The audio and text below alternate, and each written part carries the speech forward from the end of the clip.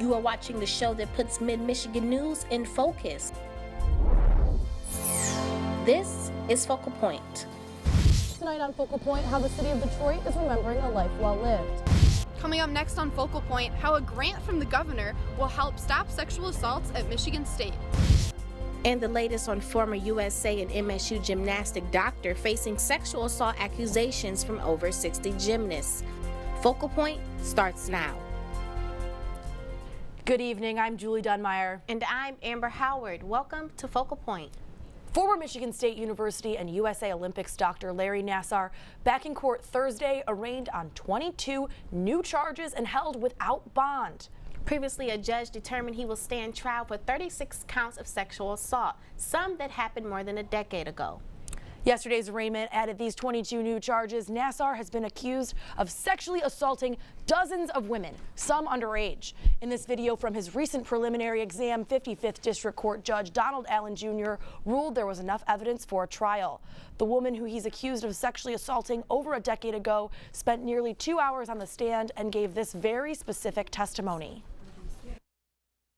So in their basement, there's a boiler room. The one that I mentioned is probably the only unfinished part. And I remember it was dark in that room, and he was standing in front of me, and he had his pants down. The abuse allegedly happened from 1998 to 2005 in Nassar's home. Nassar worked for MSU for decades and also worked with the USA gymnastics team. MSU gymnastics coach Kathy Cleggs was suspended by the university in the middle of the scandal with Dr. Nassar and then chose to retire. Cleggs was the head coach for 27 years. She denies accusations that she knew anything about the alleged sexual assaults by Dr. Nassar, saying through her lawyer she would do anything to protect her gymnasts. Cleggs was named by a former gymnast in court papers a few weeks back. The plaintiff says she came to Cleggs with her concerns about Dr. Nassar. After being suspended without pay by MSU Athletic Director Mark Hollis, Cleggs retired the next day. Earlier this week, the Trump administration revoked President Obama's guidelines on transgender bathroom use for students. President Trump believes that the transgender guidelines should be left to the state's discretion. Last May, the Obama administration issued guidelines protecting the rights for students to use bathrooms and locker rooms that match their gender identity. This based on Title IX, the federal law that protects gender equity. Hundreds of protesters rallied Thursday night to reject Trump's reversal. Nobody knows Donald Trump better than us New Yorkers. Right. We haven't liked him for 20 years. Transgender people are friends, are allies. We know a secret. Now is our time. Civil rights groups worry that the reversal of the guidelines will affect transgendered students and lead to bullying and violence in schools. 1 month in office since Monday, protesters took the streets across the country for Not My President's Day rallies. Rallies took place in all major cities and for New York and Chicago. Protesters rallied outside Trump's International Hotel and Tower. Many grassroots volunteers organized rallies in their own cities, challenging Trump's executive orders, health care, and anti-climate policies. Several other rallies are scheduled for the year, including the March of Science, which is scheduled for Earth Day on April 22nd. He was the spirit of Detroit, owning the Tigers, the Red Wings, and starting a national pizza chain. Mike Ilitch died last week, leaving his mark on the city of Detroit. Thousands came out to pay their final respects. In the city that never stops working, he was the man who never gave up. We all took a day off from work today just so we could come pay our respects. Mike Ilitch, called a champion of Detroit. I mean, that's just who this man was. Certainly left his mark. But he was more than a Tiger, a Red Wing, and a Little Caesars, to longtime Metro Detroit resident Kim Erickson. He cared about the city. He really thought about the people. Because when you think Mike Ilitch, Detroit, all of it. For many, like those gathered at the public memorial at the Fox Theater, including President and CEO of Olympia Entertainment, Tom Wilson, he was more than a team owner. I think Mr. I always felt that it was important for the fans, and it was hugely important for the city. And you could sense that just by talking to those who lined up on this freezing, windy day outside the Fox Theater to say goodbye. And it brings everybody together. Nothing does that like sports does. Erickson says people stand behind Mr. I, because he always stood behind the city. Like no one else cared, kept plugging along, and this is where we're at today because of him. There are very few people that you encounter who fill the room even when they're not there. And for the city of Detroit, Mike Ilitch was one of those people. Mike Ilitch died on February 10th at 87 years old, and to the city, you can see it was a life well lived. Educators throughout Michigan have been teaching to the Common Core state standards since it was adopted in 2010. Recently, a lawmaker proposed a bill to repeal these standards in Michigan. Focal Point's Kelly Cullen shows us how the Common Core works and what will happen if it goes away. Calista and Delaney Riome are elementary students who are products of the Common Core. It's meant to be a higher level of thinking. Which of course sounds wonderful. You want kids digging deeper into material. Kelly Fortino has been teaching kindergarten in Lansing for 20 years. It wasn't about covering maybe as much material, but really getting into the nitty-gritty concepts for kids. As an educator, she worries about the effects Common Core has on her students. Mrs. Fortino and teachers across the nation were given this book on the Common Core standards and strategies that teachers use, specified for the grade they teach. These academic standards in mathematics and English language arts are in place for kindergarten through 12th grade, outlining what a student should know and be able to do at the end of each grade. Take those basic concepts and mesh them together. Those multiple step pieces is what they really seem to struggle with. Michigan State education professor Alyssa Dunn teaches her students how to work with these standards.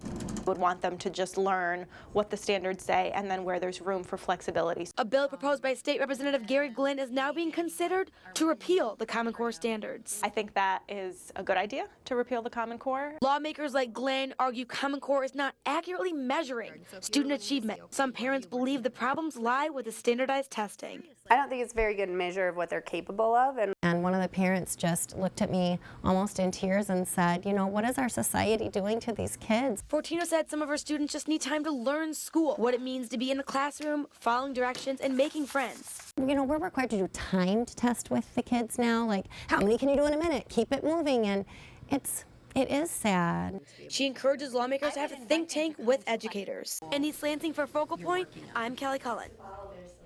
If the Common Core state standards are repealed, a new set of standards used in Massachusetts will be adopted. When we come back, new apartments are coming to East Lansing. Plus, an MSU senior takes a leap of faith with her job applications. We'll tell you more after the break. When do we give up? When do we just close our eyes and say, that's it? This water's too polluted. This disease too far along. To a Spartan, the answer is simple. Never. Because Michigan State was founded on the belief that our purpose is to make the world a better place. And when you're open to unconventional thinking, value people's differences, and are willing to forge true partnerships, then and only then can you solve the world's toughest problems. Like renewable energy, clean water, and Parkinson's disease. Because we know our true triumph lies in the impact we make on the world around us. And after all, if we don't do it, who will? Spartans will.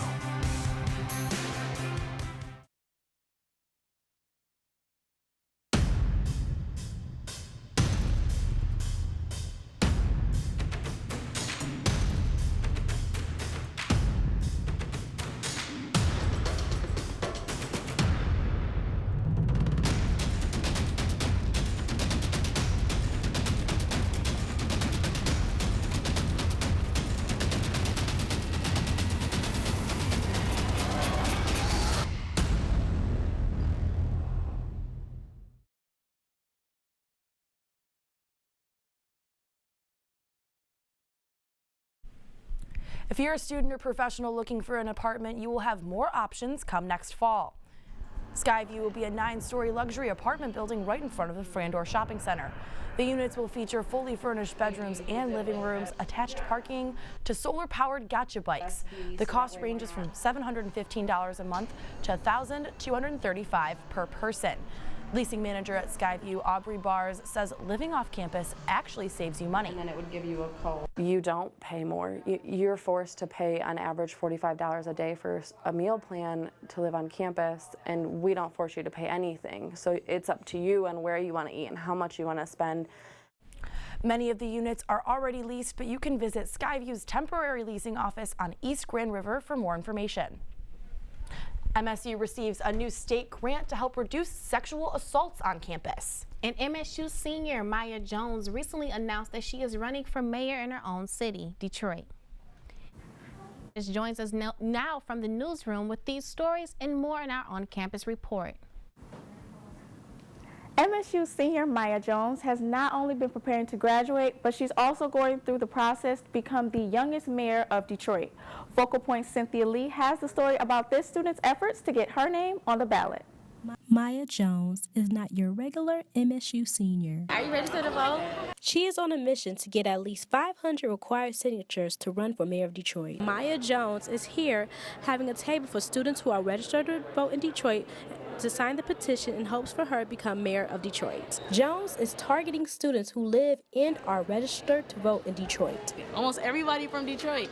So we thought, like, okay, we should probably station here. Would you guys like to vote for Maya to run for mayor? While majoring in business and minoring in Arabic and African American studies, the desire to run for mayor came from wanting to improve her hometown of Detroit. So I decided to run for mayor of Detroit because I believe it is pivotal for us to start stepping up as millennials and not just, you know, having protests or sit-ins, but actually being civically engaged in our political process. Many students believe she is the change Detroit needs. I just feel like there should be more people from Detroit that knows about Detroit, that's over Detroit, that understands the people. But Jones doesn't think her youth and inexperience will be an issue. We need more millennials in offices to represent people who are under her and underrepresented. Jones began her bid for mayor at the beginning of January. She hopes to give people of color, women, and millennials a seat at the table.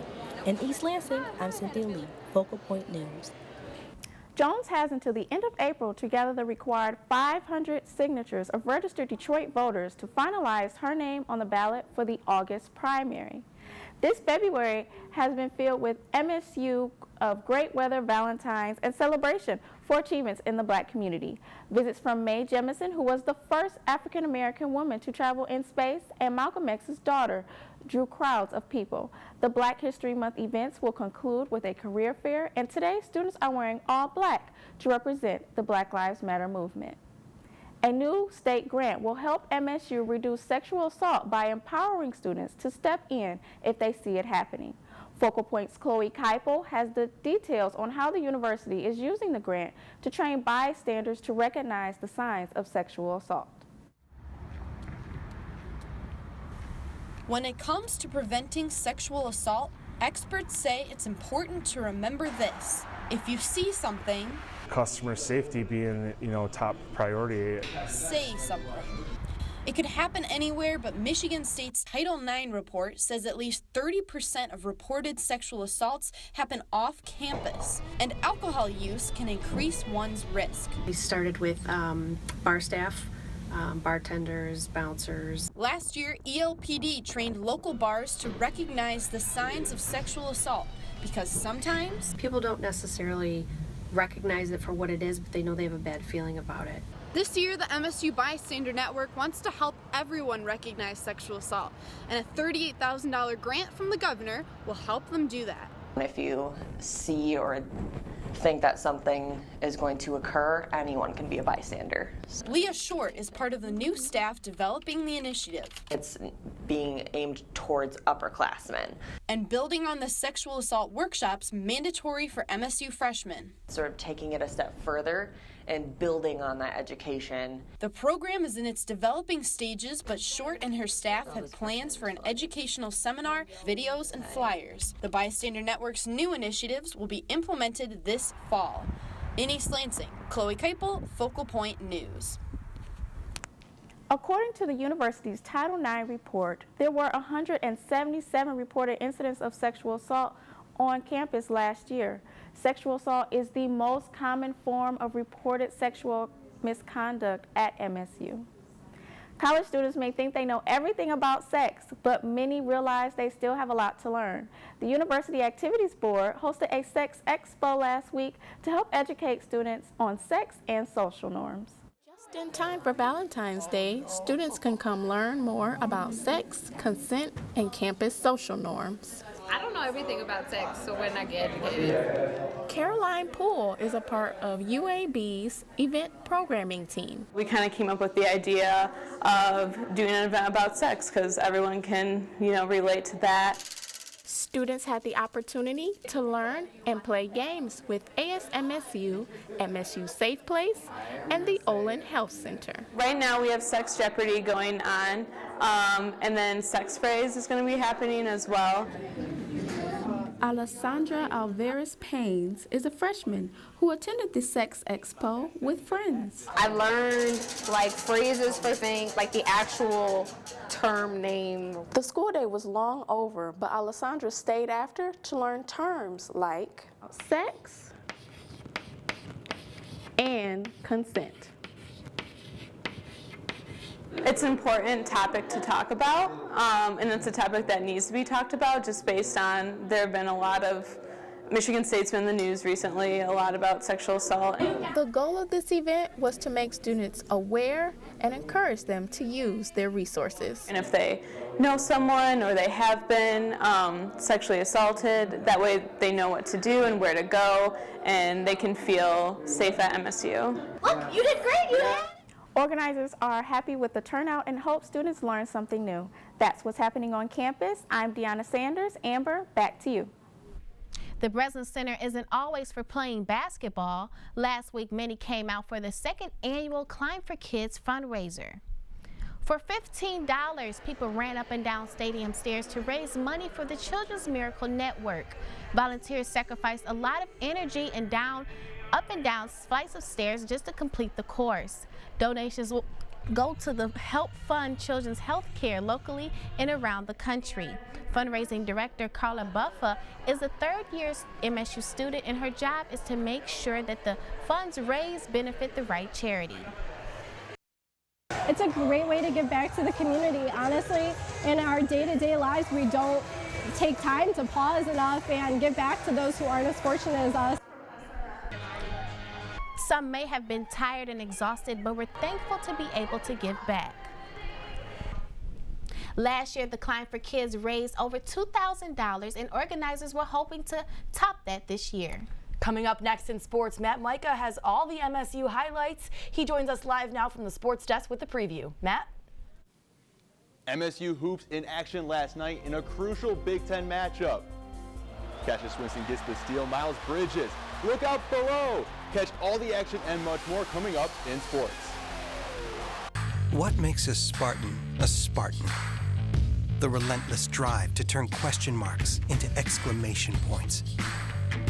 Believing that we are strong as one, but extraordinary together.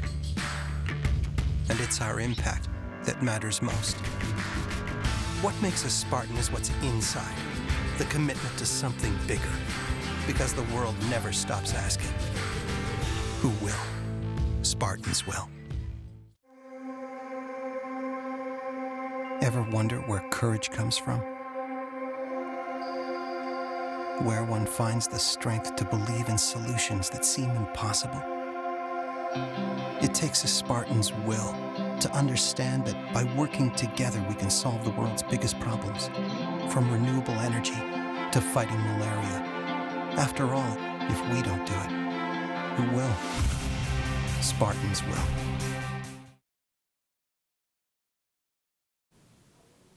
It's been a busy couple of weeks for Spartan sports, and we begin last night. Michigan State men's hoops back in the Breslin, hosting the Nebraska Cornhuskers. Michigan State sitting at 6th in the Big Ten and needing a huge win against Big Red. Right off the bat, the freshmen were clicking. Cassius Winston with a filthy pass to Nick Ward, who goes up strong and finishes for the and one and gives a little shimmy. I like that later. Winston steals the ball. And watch this. He goes off the glass. Miles Bridges says, "Thank you very much." The rest of the Spartans and the Breslin went absolutely bonkers. And to close the half, Winston has 3 seconds to get off a shot. He sinks it. So wish. MSU up 49-31 at the half, and they did not look back. Second half action. and more of the same. That's straight up sauce. Bridges scored 20 as MSU cruised to an 88-72 victory, but head coach Tom Izzo already thinking ahead to Sunday's matchup against Wisconsin. A team like Wisconsin's going to run their stuff. They're going to have bigger guards. And, so we're going to have our work cut out for us in that respect. And we're just going to need those freshmen to become sophomores defensively more than offensively. Michigan State will play their last home game this season on Sunday. MSU will take on Wisconsin on Senior Day. Tip-off is scheduled at 4 p.m.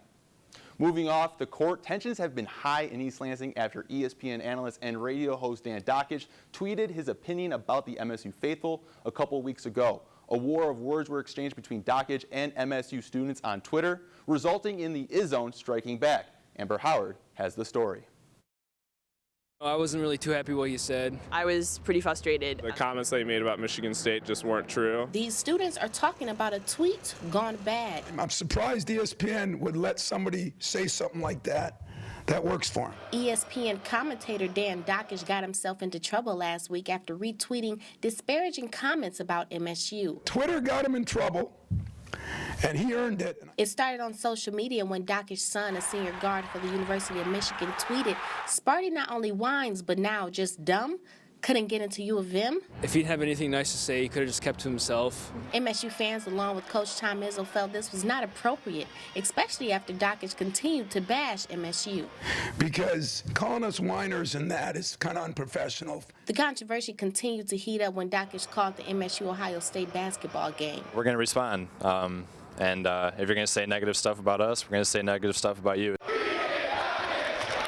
Spartan fans chanted, "We hate Dockich," making sure he knew they were upset. I think it's funny because I got no respect for him for that, and I'm going to publicly say it. Izzo made it very clear that Dockich got what he deserved in regards to the backlash on social media. But Danny owes our fans and our students an apology, and I probably won't get it. Dockich deleted his tweets and responded to Izzo saying he wasn't aiming towards the student body, but more towards individuals who were tweeting at him. He's a grown man and he's supposed to be a professional, and he's acting like a little kid on Twitter.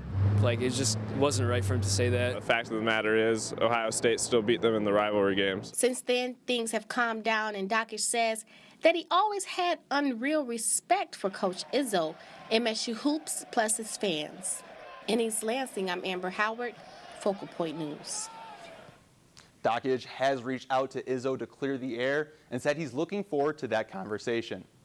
MSU Women's Hoops celebrated their senior night this past Wednesday, honoring lone senior Tori Jankoska. However, Penn State wanted to steal the show from the senior.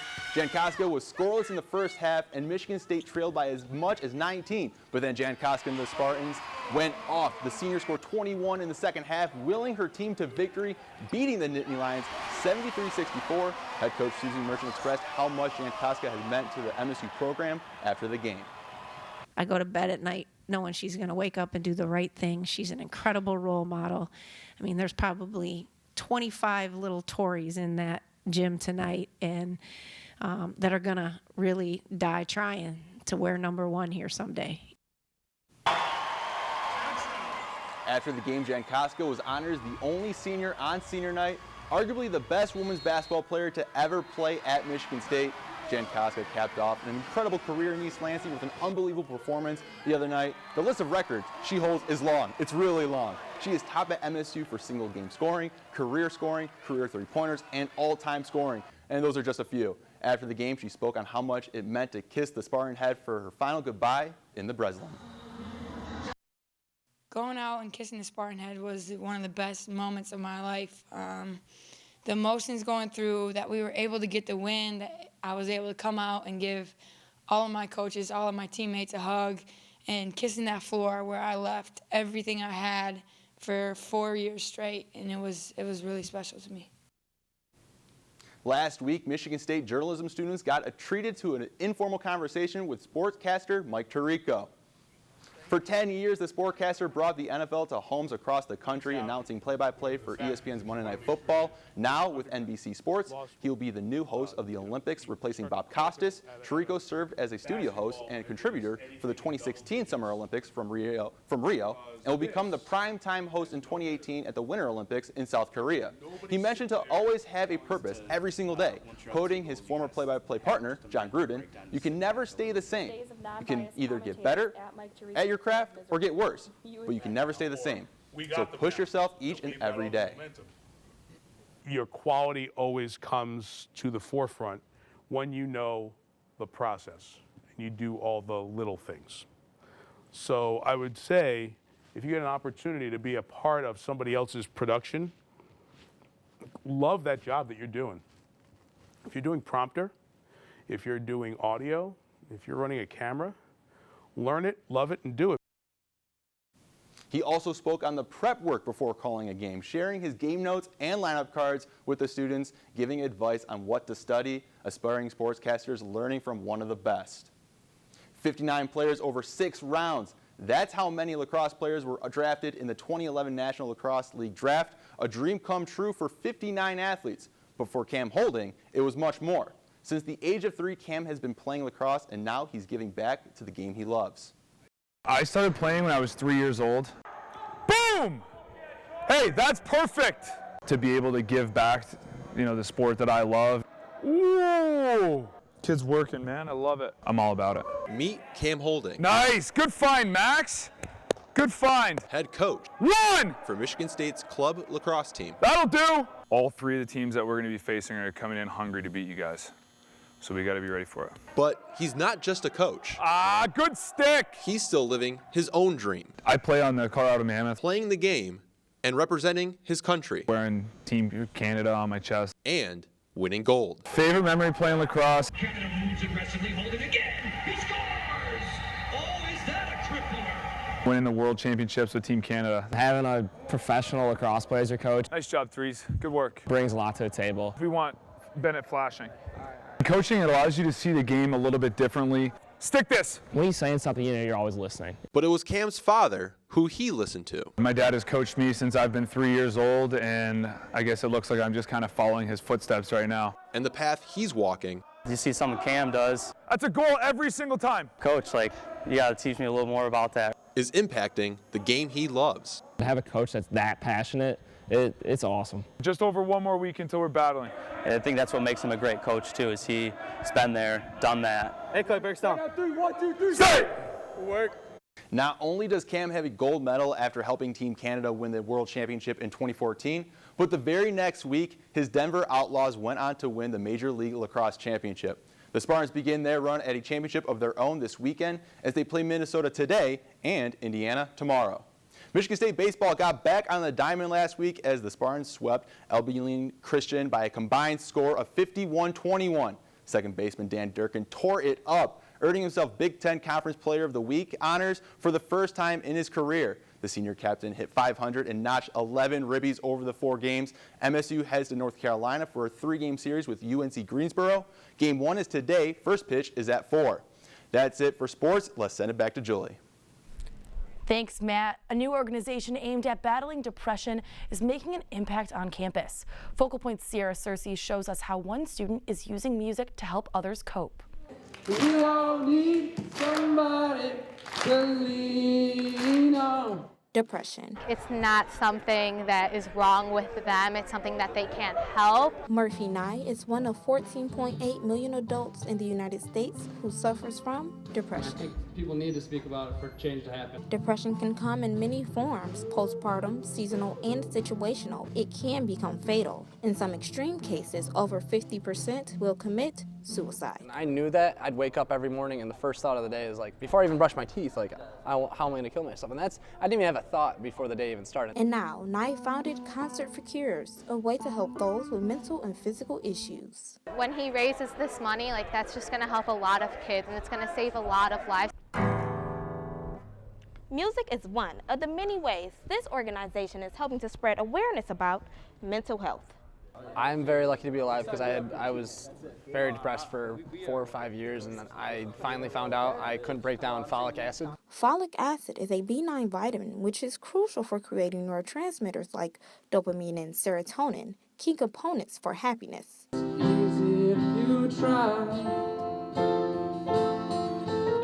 And I found out this past summer with the GeneSight test. GeneSight testing analyzes what kind of medicines and doses are best suited for your condition and genetic makeup. That test saved my life. Murphy says proceeds from the show here will help MSU students. All the money that we raised today is going to a fund so Michigan State students can get that very test. Not only is he thrilled about helping others with his concerts, he also starred in the very first show. Music helped keep him alive. That's the only time I ever felt any kind of emotion or feeling was when I was listening to music. With every donation and with every song,